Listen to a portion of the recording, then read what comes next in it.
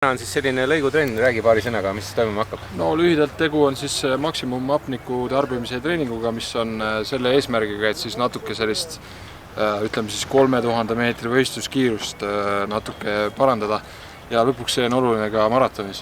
Mille põhjal saab siis otsustada, et kas ma lähen Sevilla maratoni jooksma või mitte.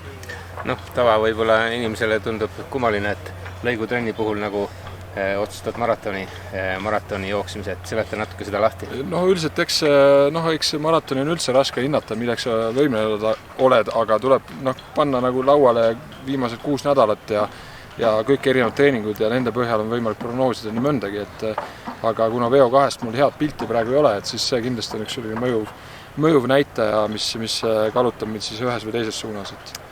Plaan oli joosta 600-seid ja 800-seid lõike, mis need ajad peaksid olema?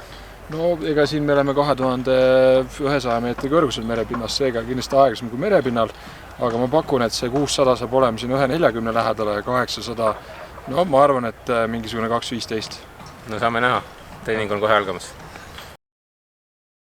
Maratoni tiimist Tiidrek ja Roman on kohal ja loomulikult Mukunga ja Eva-Maria meie jooksetiimist vaatab ka, mismoodi siin joosta on ja kuidas mehed vormis on.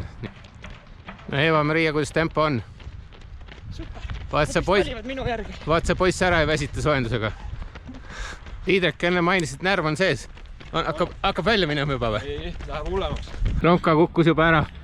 Nagu näete, Romani jaoks oli see liig. Aur ei julgenud meil üldse täna tulla, Romka on välja kukkunud, nii et Eva on juba nii-öelda pronksmedali kohal. Ma juba peaaegu olen nende tiimis. Ja.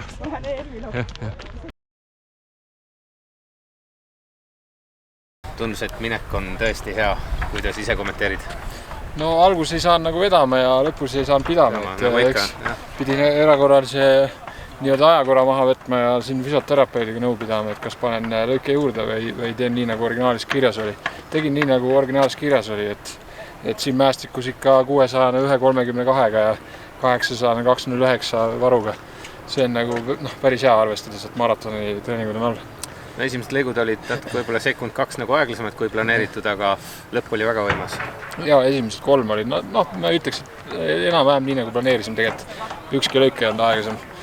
Aga kokkuvõttes on ikkagi see hea pilt ja siit võib päris nagu optimistlikult mööda Sevilla maratoni peale. Roman Fostil ka tänased lõigud joostud. Mida sa eelkõige sellest tänasest trennist nagu ootasid, et kas suudad ette nähtud tempos püsida või et tunnetad rütmi või mis oli kõige tähtsam nagu?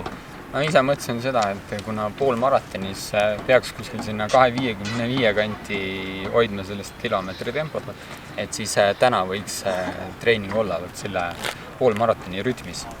Muidugi praegu oleme kõrgmäestikus, et see tähendab merepinnal ikkagi kiiremat tempot, kuid vähemalt see tempotunnetus oleks selline poolmaratonis. See sai teadetud täna, et selle üle on nagu hea meel.